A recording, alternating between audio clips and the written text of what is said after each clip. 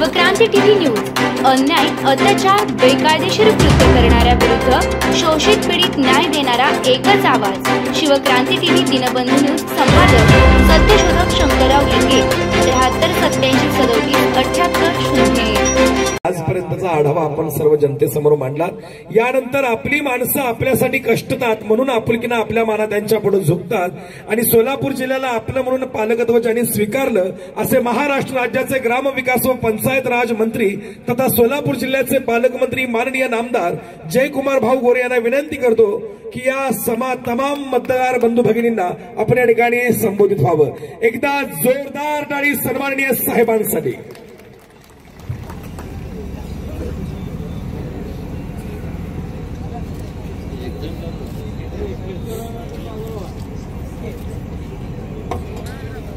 आज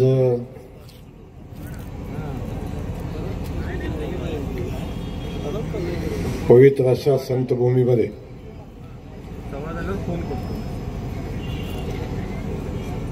या संतभूमीची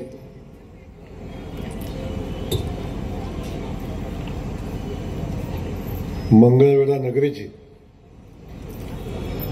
नगरपालिकेची पंचवार्षिक निवडणूक आणि या निवडणुकीच्या अनुषंगानं आज निवडणुकीचा प्रचाराचा शुभारंभ आपल्या सगळ्यांचं आराध्य दैवत राजा शिवछत्रपतींच्या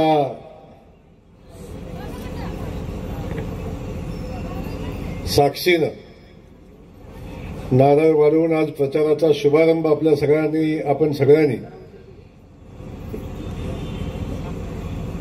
या ठिकाणी केलेला आहे।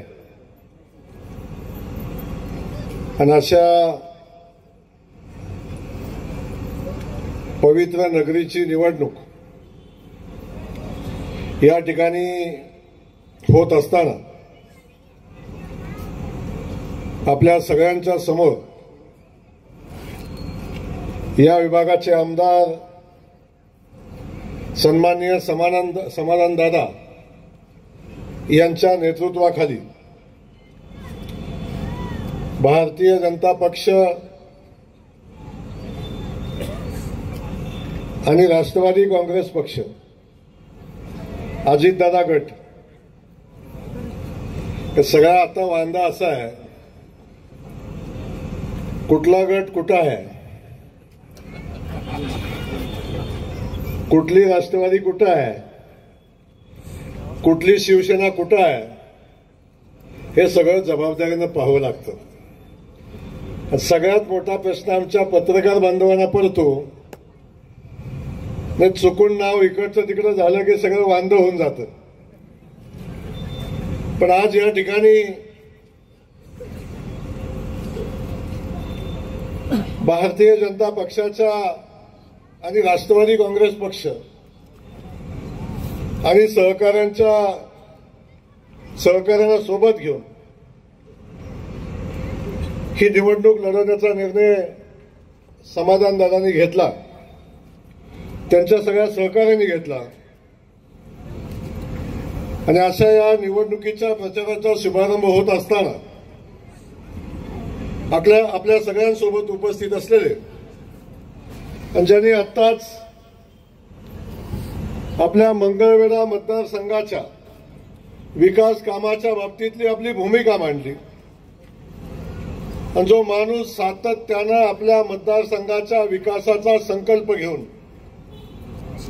आपल्या मतदारसंघाच्या विकासाची भूमिका घेऊन सगळ्या समाज बांधवांना सोबत घेऊन या संतभूमीचा विकास झाला पाहिजे ही भूमिका घेऊन आदरणीय देवेंद्र फडणवीस साहेबांच्याकडे सरकारच्या सगळ्या मंत्र्यांच्याकडे सातत्यानं भूमिका मांडणारा माझा एक सहकारी म्हणून समाधान दादाकडे मी सातत्यानं बघतो।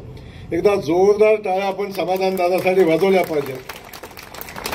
आपल्या हा भूमीचा सुपुत्र आहे आणि सातत्यानं या भागाचा पाण्याचा प्रश्न सुटला पाहिजे, या भागातला रस्त्याचा प्रश्न सुटला पाहिजे, या भागातल्या बसवेश्वरांचं स्मारक झालं पाहिजे, खास करून चोखामेळा स्मारक कसल्याही परिस्थितीत झालं पाहिजे भाऊ, ही भूमिका मांडणारा आमचा समाधान दादा आणि या भागातल्या प्रत्येक प्रश्नासाठी लढा देणारा समाधान दादा मी जवळून पाहिलाय.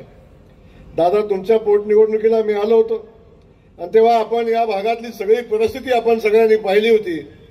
पण तेव्हापासून आजपर्यंत या भागाचा चेहरा मोहरा बदलण्यासाठी जे काही करता येईल ते सगळं करायचा आपण प्रयत्न केला. म्हणून मला वाटत होतं फक्त मीच काम करतो मीच पाणी आणतो. पण समाधान दादा सुद्धा दुष्काळ मुक्तीच्या दिशेनं वाटचाल या मतदारसंघाची करताना आपण सगळेजण पाहतोय. दादा आपल्या नेतृत्वाखालचं पॅनल नक्की यशस्वी होईल, चिंता करू नका. या ठिकाणी आमचे भारतीय जनता पक्षाचे जिल्हाध्यक्ष सन्माननीय शशिकांत नाना चव्हाण त्यांच्या नेतृत्वाखाली अख्ख्या जिल्ह्यामध्ये आम्ही भारतीय जनता पक्षाची घोडदौड करतोय. आणि आता पहिल्यांदा शशिकांत नाना पहिल्यांदा भारतीय जनता पक्षाच्या चिन्हावर या जिल्ह्यातल्या सगळ्या नगरपालिका आता कमळ चिन्हावर नगराध्यक्ष पदाचे उमेदवार लढत आहेत. खास करून या ठिकाणी भारतीय जनता पक्षाचे तालुकाध्यक्ष सन्माननीय नागेजी डोंगरे, कारखान्याचे चेअरमन आमचे संजय मालक अवताडे, या ठिकाणी राष्ट्रवादीचे नेते सन्माननीय अजितजी जगताप, भारतीय जनता पक्षाचे माजी अध्यक्ष सन्माननीय शंकररावजी वाघमारे, माजी नगराध्यक्ष सन्माननीय प्रकाश अप्पा गायकवाड, अशोकजी माळी, भाजप नेते राजेंद्र सुरवशे आणि खास करून ज्यांच्यासाठी आजचा हा सभेचा अट्टास आपण घातलाय त्या या नगरीचं भविष्य ज्यांच्या हातामध्ये येणाऱ्या 5 वर्षासाठी द्यायचंय त्या या नगरीच्या भावी नगराध्यक्षा सन्माननीय सुप्रियाताई जगताप याही या ठिकाणी स्टेजवर उपस्थित आहेत. भाजप राष्ट्रवादी अजितदादा गटाचे सर्व महायुतीचे उमेदवार सगळ्यांची नावं आता घेत नाही, सगळ्यांनी ओळख करून दिलेली आहे. सगळे उमेदवार या ठिकाणी उपस्थित असलेले सगळे आमचे पत्रकार बंधू, नागरिक, व्यापारी, व्यावसायिक या सगळ्यांचं आणि खास करून आमच्या लाडक्या बहिणींचं मी मनापासून या ठिकाणी स्वागत करतो. आणि हे स्वागत करत असताना आपल्या सगळ्यांना मनापासून विनंती करतो, खास करून या मंगळवेढा शहरातल्या सगळ्या नागरिक बंधू भगिनींना माझी विनंती आहे, या शहराचा विकास करायचा असेल, या शहराचा चेहरा मोहरा बदलायचा असेल, या शहराचा पाण्याचा प्रश्न सोडवायचा असेल, या शहरातल्या रस्त्याचे प्रश्न सोडवायचे असतील, समाधान दादा आपण म्हणलेलं या शहराचं भुयारी गटर भूमिगत गटर जर करायचा असेल तर माझा मंगळवेढाकरांना पहिला प्रश्न आहे, हे सगळं काम कोण करू शकतं? समाधान दादा. हे सगळं काम कोण करू शकतं? हे सगळं काम आदरणीय देवेंद्र फडणवीस साहेबांच्या सरकारचा, देवेंद्र फडणवीस साहेबांचा सगळ्यात विश्वासू सहकारी समाधान दादाच करू शकतो. आता मला सांगा, उद्या पुढच्या उमेदवारांनी ठरवलं भुयारी गटर आणायचंय, आणायचं कुणाकडून? जायचं कुणाकडं? सांगायचं कुणाला? आणि सांगितलं तर ऐकणार कोण? मी मगाशी माहिती घेतली, 7-8 पक्षाचे गडी उभे आहे आणि कुठला उमेदवार कुठल्या पक्षाचा आहे नगराध्यक्षांना सुद्धा माहिती आहे का नाही माहिती नाही मला. त्यामुळं समोर सगळा काळाकुट्ट अंधार. भारतीय जनता पक्षाचं सरकार देशामध्ये मोदीजींच्या नेतृत्वाखाली, भारतीय जनता पक्ष महायुतीचं सरकार आदरणीय देवेंद्रजीच्या नेतृत्वाखाली आज महाराष्ट्रामध्ये काम करते. जिल्ह्यामध्ये दादा पालकमंत्री म्हणून देवेंद्रजींनी माझ्यावर जबाबदारी दिलेली आहे. आता मला सांगा, मुंबईला गेलं तर देवेंद्रजी, सोलापूरला गेलो तर पालकमंत्री म्हणून मी, आणि दिल्लीला जायचं तर मोदीजींच्याकडं. आणि ह्या सगळ्या ठिकाणी जाणारा माणूसच या शहराचा विकास करू शकतो किंवा तिथं गेल्यावर त्या माणसाला सन्मान असलेला माणूसच या शहराचा विकास करू शकतो. हे खरं बोलतोय बघा. मगाचपासून एकदा जोरदार टाळ्या होऊन जाते त्यांच्या. दादा त्यांना कळतंय ते कुणाला कळत नाही. मगाचपासून दादाकडे बघून त्यांचं चाललंय की आमच्या शहराचा विकास दादाच करू शकतो. त्यामुळं आपण सगळेजण या ठिकाणी पाहता काय अवस्था आहे. या जिल्ह्याची अवस्था बघा.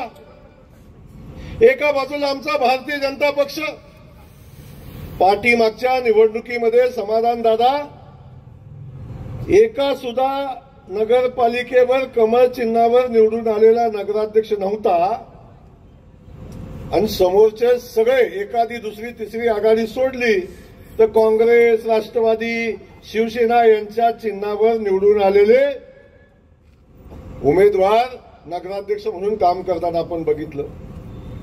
पण आज अवस्था काय हो. तुतारीचं एकही पॅनल अख्ख्या जिल्ह्यामध्ये एकाही नगरपालिकेमध्ये तुतारीचं पॅनल संपूर्ण पॅनल उभं राहिलेलं नाही. अख्ख्या जिल्ह्यामध्ये फक्त तुतारी एखाद्या दुसऱ्या ठिकाणीच आहे. ती पण तिला हात नाही, तिला पाय नाही. ही तुतारी चालणार आहे कशी आणि वाजवायला माणूस पण नाही. अकलूजमध्ये सुद्धा तुतारी स्वतःच्या पायावर उभे राहील एवढी चिन्ह सगळ्या उमेदवाराकडे नाहीत. काँग्रेसचं काय झालंय तुम्ही सगळेजण बघताय. राहुल गांधी गेलेत स्वित्झर्लंडला. इथले काँग्रेसचे नेते कुठे गेलेत माहिती नाही. काँग्रेसची अवस्था बिकट आहे. एकाही नगरपालिकेमध्ये काँग्रेसच्या चिन्हावर कोण लढते असं मला वाटतच नाही. उभाटाचा विषय आपण बघितला. काय होतं नव्हतं तेवढं इथे येऊन बसलेत.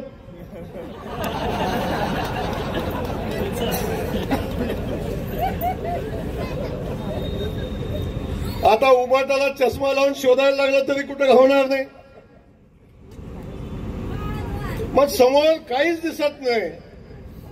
मग मला सांगा कशाच्या भरोशावर समोरच्या माणसाला मतं द्यायची. समोरच्या लोकांना माझा प्रश्न आहे. तुमचं विजन आहे मंगळवेढा शहराचा विकास झाला पाहिजे. मंगळवेढा शहर कचरामुक्त झालं पाहिजे. मंगळवेढ्यामध्ये 24 तास पाणी मिळालं पाहिजे. मंगळवेढ्यामध्ये भुयारी गटर झालं पाहिजे. आणि हे सगळं करायचं असेल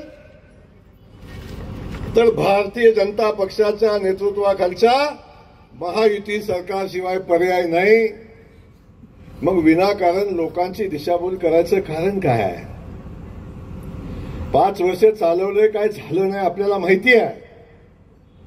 तेव्हा आता गप आपलं निवडणुकीचा माघार अर्ज घ्यायचा दिवस जवळ आला आहे. आपलं मागं घेऊन समाधानाच्या ताब्यात देऊन टाका. जर काम नाही झालं तर पुढच्या वर्षी पुन्हा पॅनल टाका. जर गावाचा विकास झाला नाही, गावामध्ये 150-200 कोटीची भुयारी गटरची योजना झाली नाही, गावातल्या आमच्या माता भगिनींना 24 तास पाणी मिळालं नाही, तर मी सांगतो की तेव्हा तुम्ही अवश्य निर्णय घ्या. पण एकदा द्या ना आमच्या समाधान दादाला संधी. करून घ्या शहराचं एकदा समाधान. ही भूमिका आपण घेत असताना मी या ठिकाणी हे सांगणार आहे. ही संतांची भूमी आहे. समाधान दादा भरभरून मला सांगतो, भाऊ आमचं मंगळवेढा ऐतिहासिक शहर आहे. इथं जवळजवळ 12-14 संतांनी इथं वास्तव्य केलंय. इथल्या शहराला संस्कृती आहे आणि या शहरामध्ये एक संतसृष्टी उभी राहिली पाहिजे म्हणून सातत्यानं समाधान दादांनी भूमिका घेतलेली आहे. बसवेश्वरांचं स्मारक झालं पाहिजे. चोखामेळाजींचं स्मारक झालं पाहिजे. या ठिकाणी संतसृष्टी झाली पाहिजे, ही भूमिका सातत्यानं समाधानदादा आपण मांडलेली आहे. मी आपल्याला या ठिकाणी एवढंच सांगतो, आता बसवेश्वर स्मारक समितीचा अध्यक्ष मी आहे. संत चोखामेळा त्यांचंही स्मारक व्हायचंय, त्याच्यासाठी पालकमंत्री मी आहे. आता जागेची निवड जवळजवळ झालेली आहे. जागेची निवड आता जवळजवळ झालेली आहे. आणि ह्या सगळ्या संतांचा सन्मान आजपर्यंत कधीही काँग्रेस पक्षानं केला नाही, राष्ट्रवादी काँग्रेस पक्षानं केला नाही, शरद पवार गटानं. शरद पवारांनी इथं बघितलं, आपण सातत्यानं या राज्यावर त्यांची सत्ता होती. मत मागायचं म्हणलं की शाहू फुले आंबेडकर, पण या शाहू फुले आंबेडकरांचा सन्मान करायचं म्हणलं की जमणार नाही. त्यामुळे त्यांच्यापेक्षा मी मोठा जाणता राजा आहे, अशा पद्धतीची भावना सातत्यानं निर्माण करायचा प्रयत्न केला.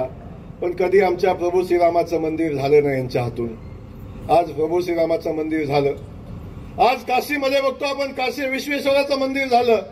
उज्जैनमध्ये एवढा मोठा कॉरिडॉर उभं राहिलेलं आपण सगळ्यांनी बघितलं.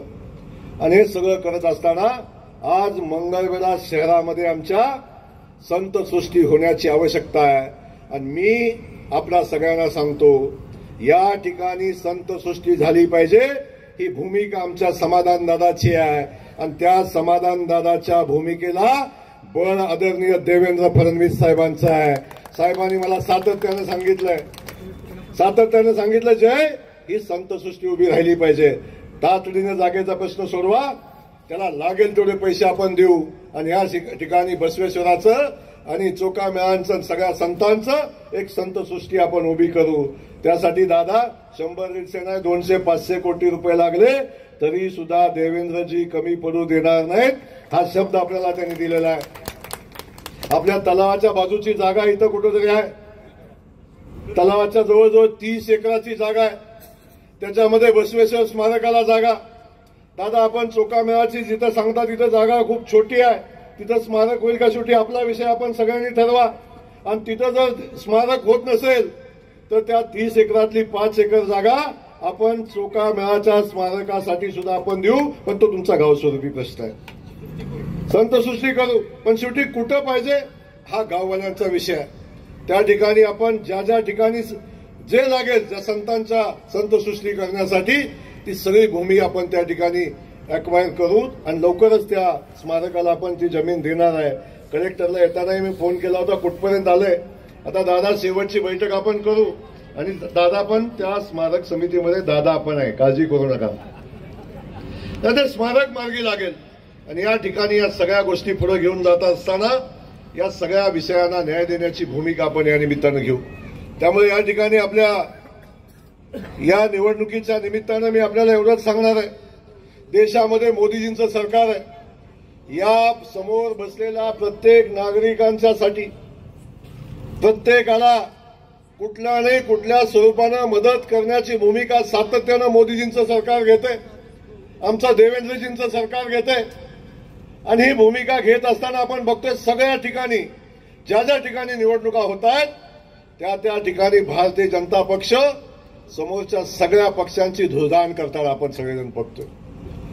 कोण म्हणतंय मत चोरते, कोण म्हणतंय ईव्हीएम मध्ये घोटाळा आहे. हे सगळं कन्फ्यूज झालेलं कधी आहेत. यांना अजून कळना की नेमकं होतंय काय.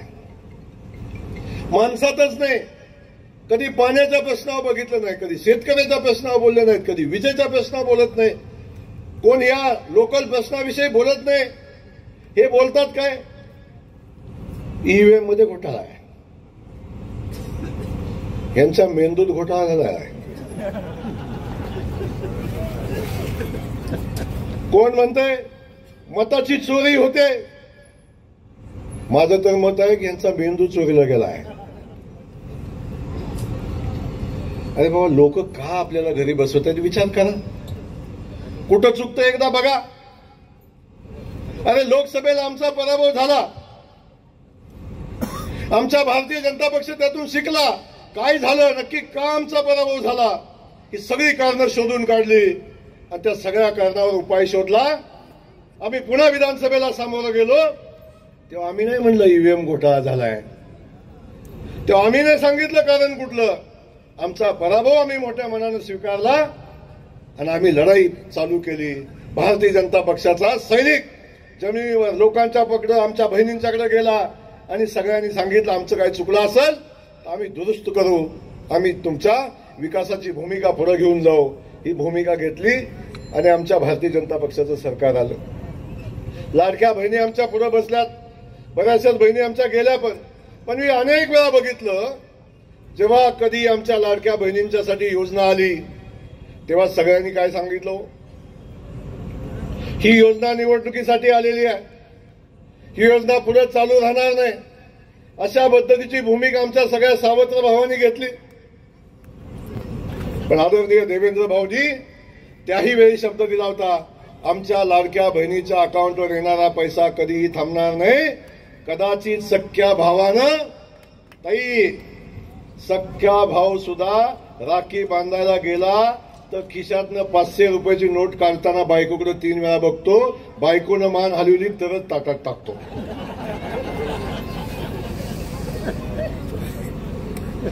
बायकोनं परवानगी केली तरच बहिणीला साडी आणतो. अरे आपल्या देवाभाऊनं माझ्या बहिणीचा सन्मान करण्याचं काम केलं. महिन्याला 1,500 रुपये माझ्या बहिणीच्या अकाउंटवर आता येतात.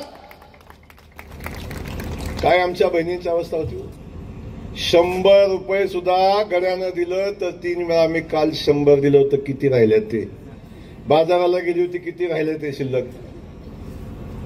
100 रुपयाचा हिशोब 10 वेळा मागणार.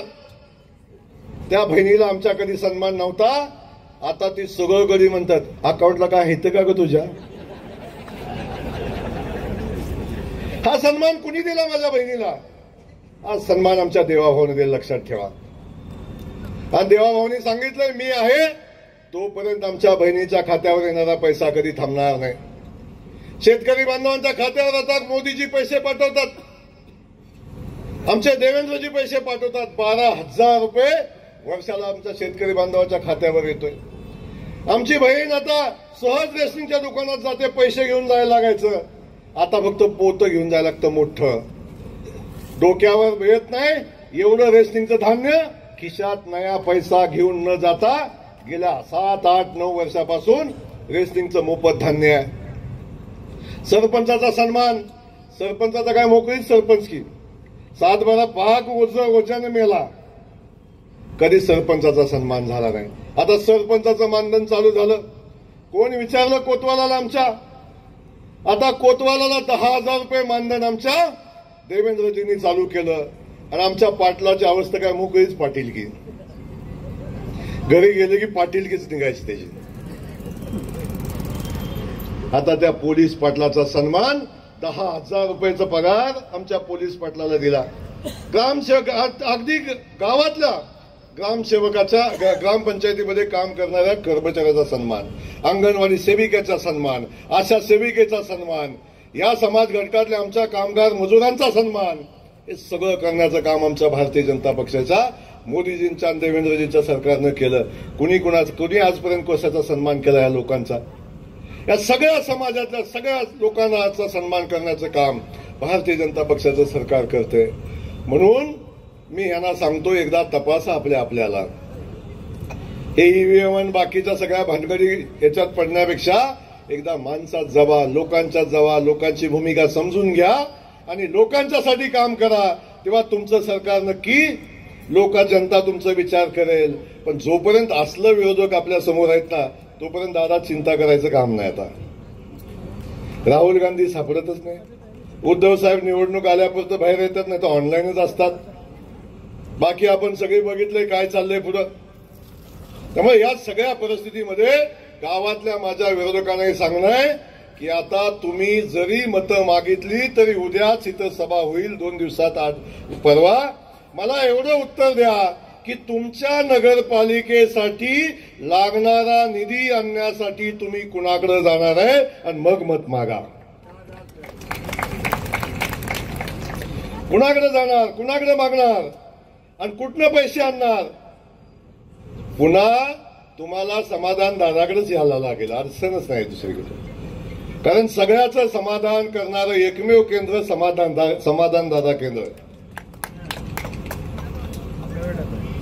तेव्हा असे अनेक प्रश्न आपल्या सगळ्यात, हे सगळे प्रश्न जर आपल्याला सोडवायचे असतील, खास करून या शहराच्या हद्दवाढीचा विषय, समाधान दादा सातत्यानं या शहराची हद्दवाढ झाली पाहिजे भूमिका आपण घेतलेली आहे. आता देवेंद्रजी मुख्यमंत्री झालेले आहेत, या शहराची हद्दवाढ सुद्धा देवेंद्रजीच करू शकतात, दुसरं कोणी करणार नाही.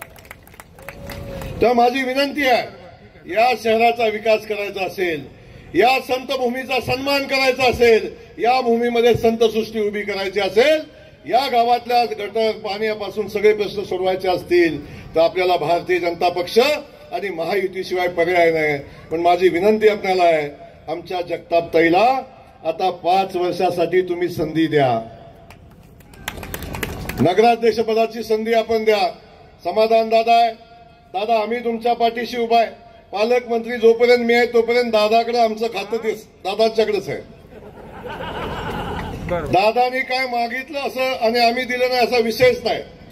दादा आता क्रीडांगण सांगितलं, दादा आज सांगतो मी 5 कोटी रुपये तुम्हाला डीपीडीसीतनं क्रीडांगणासाठी देणार. बाजूला सांगितलं नाट्यगृह बांधलंय, आज खुर्चीच नाही. दादा आतल्या सगळ्या खुर्च्या टाकाय, जेवढे पैसे लागतील तेवढं डीपीडीसीतनं देणार, काळजी करू नका. आपण आता ही कुणाकडे जाणार खुर्चीचे पैसे आणायला? नगरपालिकेची खुर्ची जप्त व्हायची परत.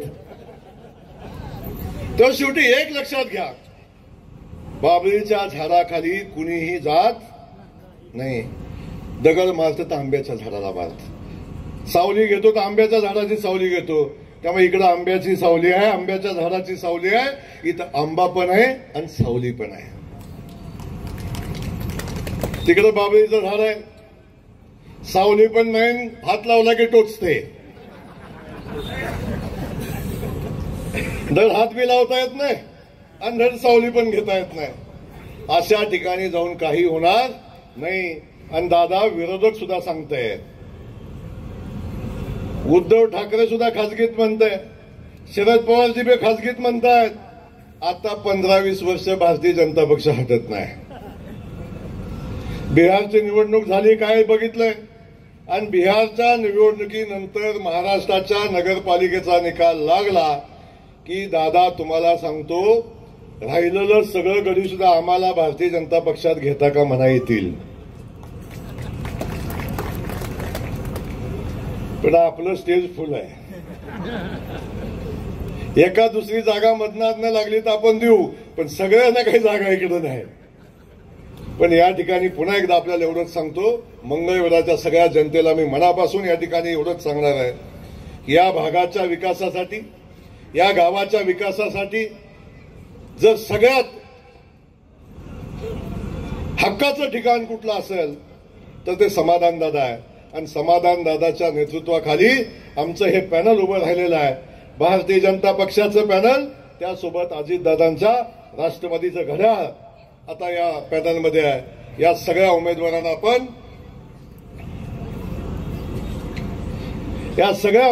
आपण बहुमतानं निवडून देण्याचं काम आपण करा. लागेल तेवढा सगळा निधी आदरणीय देवेंद्रजींच्याकडून आणण्यासाठी समाधान दादाच्या खांद्याला खांदा लावून समाधान दादाचा हा भाऊ समाधान दादा सोबत उभा राहील आणि लागेल ते काम या गावासाठी आपण आणू, काळजी करू नका. 21 तारखेला